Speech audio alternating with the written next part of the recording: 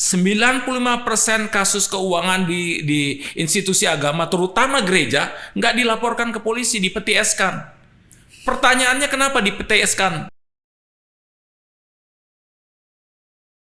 Hai sahabat Iksa, selamat datang lagi di Iksa Podcast hari ini. Saya dengan Pak Albertus Pati. Let's hear what we have today. Nah, hari ini kita mau membahas tentang siapa yang akuntabel di dalam gereja, gitu.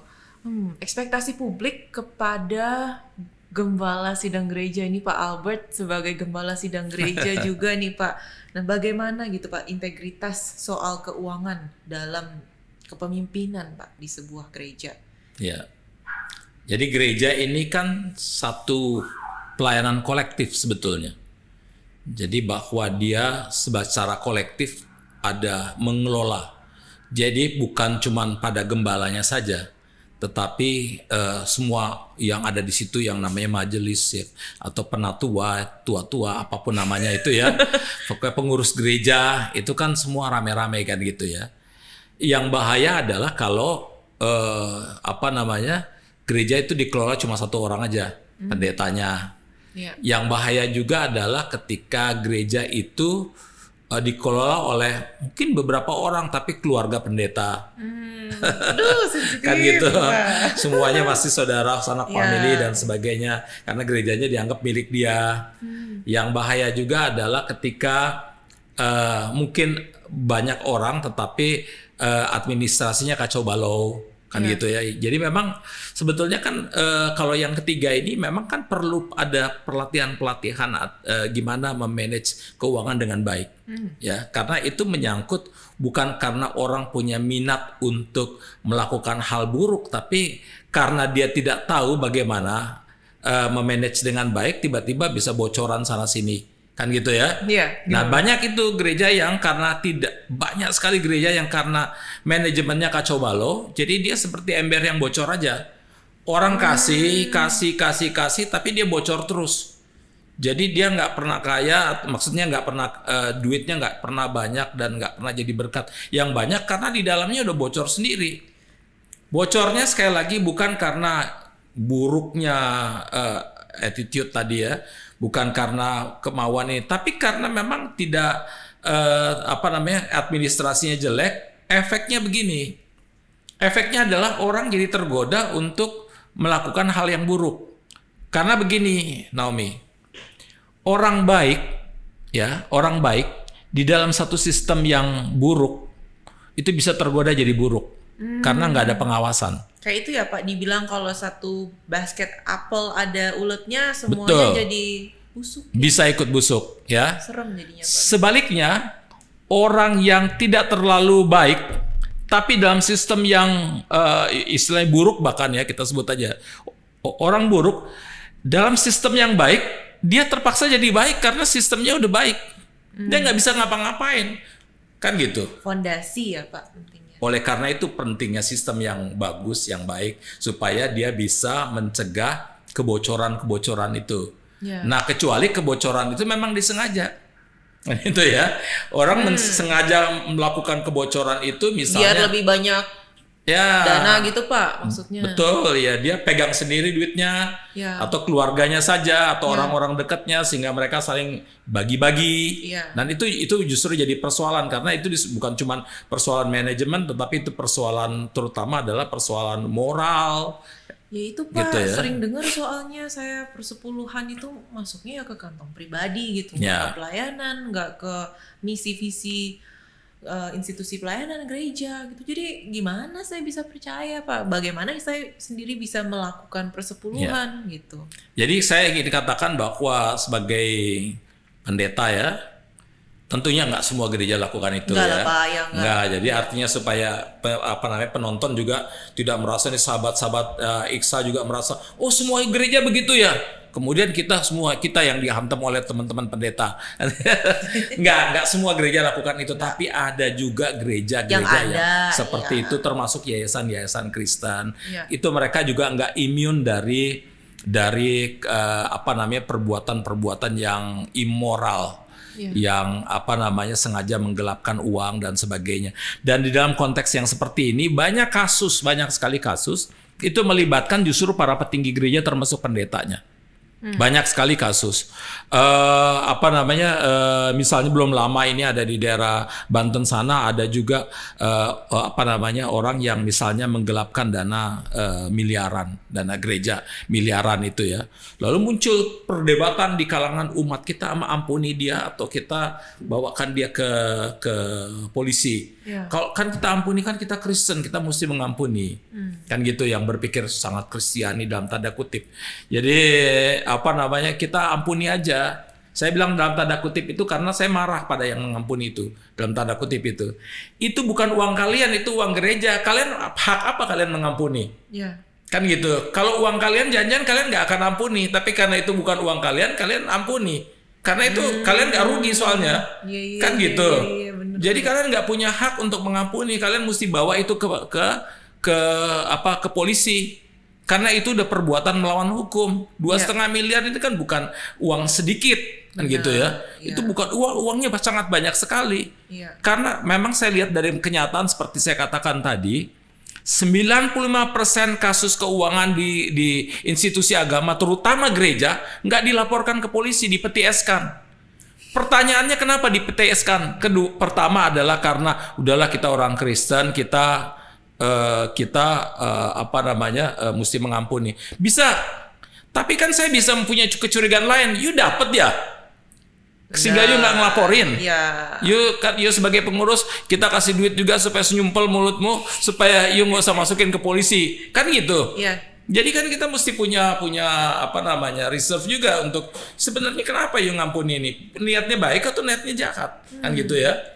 Nah oleh karena itu memang dalam segala hal menurut saya adalah fungsi kontrol itu sangat penting. Pendeta sekalipun harus dikontrol.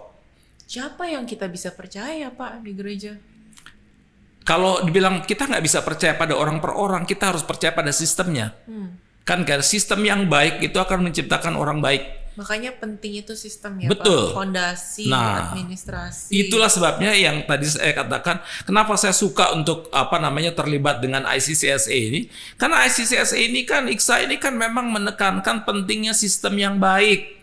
Nggak cukup you punya niat baik, nggak cukup punya attitude yang baik, nggak cukup you punya rasa accountability yang baik, panggilan yang baik, tapi you harus punya sistem yang baik supaya apa? Itu menunjang imanmu juga. Karena kalau seandainya sistemnya itu nggak baik, kan gitu, imanmu baik, ini lama-lama tadi kayak ulat di apel, satu apel dia membusukkan satu apel akan membusukkan apel-apel yang lain.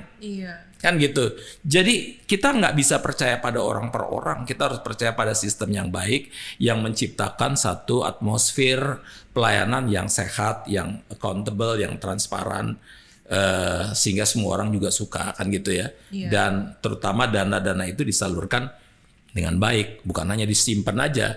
Jadi jangan bangga saudara-saudara ya. Menurut saya kalau seandainya kita udah punya dana yang baik dan sebagainya, mungkin ada banyak gereja yang terjadi penggelapan, mungkin tidak terjadi korupsi, fine.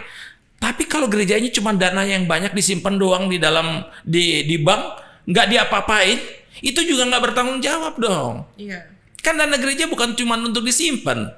Dana gereja itu dana umat yang mestinya diarahkan, disalurkan untuk menjadi berkat bagi mereka yang kekurangan, yang miskin, yang membutuhkan dan sebagainya. Jadi menyalurkan secara tidak baik, ya, tidak bertanggung jawab itu salah. Menyalurkan kepada orang-orang tertentu juga salah, ya. Tetapi tidak menyalurkannya juga salah juga. Kita harus menyalurkan secara bertanggung jawab, dengan betul-betul bertanggung jawab dengan sesuatu yang punya cara adil, manfaat gitu ya, bagi siapapun, bagi masyarakat, bagi bangsa, bagi orang yang membutuhkan, orang miskin dan sebagainya.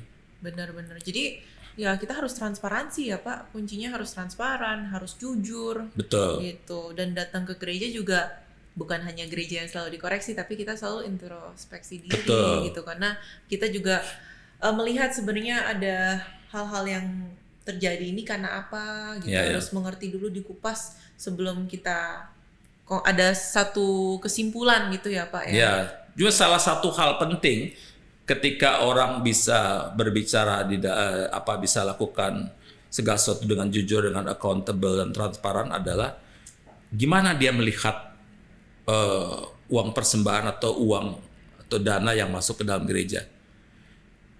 Itu tergantung bagaimana dia memandangnya. Kalau dia memandang itu sebagai ini uang milikku, milik gereja, dia akan menggunakannya secara tidak bertanggung jawab. Tapi kalau dia lihat enggak, ini uang Tuhan, ini titipan Tuhan yang berkat dari Tuhan yang mesti digunakan untuk jadi berkat bagi sesama. Kita juga nggak bisa posesif dong Pak sebagai Betul. orang yang ngasih gitu. Ini kan uang gua gitu, gua ngasih Iya. gereja mau tahu semuanya gitu. Tapi Betul. ya ini kita juga harus mengerti ini titipan Tuhan. Betul. Gitu. Buat kita pribadi pun ini titipan gitu ya Betul. Pak. Jadi kalau kita udah ngasih, ya ini yang Iya. bukan sebuah keharusan. Gitu. Jadi ini sebetulnya ini saya kasih catatan bahwa sebetulnya ini tantangan penting ya. Ketika di tengah-tengah zaman yang sangat materialistik ini ya. Iya. Zaman di mana orang berpikir bahwa saya ada eksistensi saya diukur dari materi saya, dari jabatan saya, dari pangkat saya, dari kekayaan saya dan sebagainya. Gereja justru tampil eksistensi saya dilihat dari cara saya melayani sebanyak mungkin orang dan menjadi berkat. Kita harus membalikan itu semua sebetulnya. Kalau gereja ikut hanyut di dalam arus dunia ini di mana dia melihat, wah gereja dipandang karena gedungnya yang besar, megah, pendetanya kaya raya, Ribuan kita jemaat. selesai, iya toh, Iya. kita selesai. Iya. Nggak ada gunanya gereja. Gereja itu bagaikan garam yang tawar yang kata Tuhan Yesus, dia pantas diinjak-injak orang. Garam yang tawar, aduh dalam banget tuh Pak, dalam banget tuh Pak, garam tapi tawar. Iya. Garam harusnya ada rasa ya Pak. Garam sih ada rasa dan membuat nikmat kan gitu ya, kan menikmati. Jadi tapi garam itu fungsinya adalah bagaimana dia harus berbaur di tengah kehidupan ini. Garam itu kan hanya berfungsi ketika dia masuk dan dia membuat rasa. Iya. Dia nggak bisa tinggal sendirian. Iya. Dia harus masuk ke situ. Harus memberikan rasa. Betul, memberi rasa. Ya, Ya. Pak, ya. Jadi gereja tuh nggak bisa diam di dalam isolasi. Iya. Gereja harus keluar, membuka dirinya. Itu sebabnya Yesus katakan dalam Matius, pergilah kamu sampai ke ujung-ujung bumi. Kenapa? Yuk keluar, jangan di dalam. Persoalan kita, banyak gereja, itu kalau gereja itu kan ada dari kata eklesia, dipanggil keluar, ekkaleo, dipanggil keluar. Tetapi yang terjadi sekarang bukan eklesia dipanggil keluar, tapi inklesia. Yuk saya panggil ke dalam. Dalam lulu. Bukan lagi eklesia, udah inklesia. Iya. Kan gitu. Ini sebetulnya gereja harus bertobat. Kan gitu ya. Ayo kita dipanggil keluar untuk jadi berkat bagi siapapun, menyapa siapapun, menolong siapapun, dan mereka akan melihat Yesus yang hadir dalam kehidupan kita. Amin. Untuk menjadi garam dan menjadi terang. Betul. Terima kasih Pak Albert Sama-sama. atas waktunya hari ini. Sama-sama. Kalau sahabat Iksa suka podcast hari ini, tolong like, subscribe, dan komen. Dan komen aja apa yang ingin ditanyakan ke Pak Albert atau kepada Iksa. Terima kasih.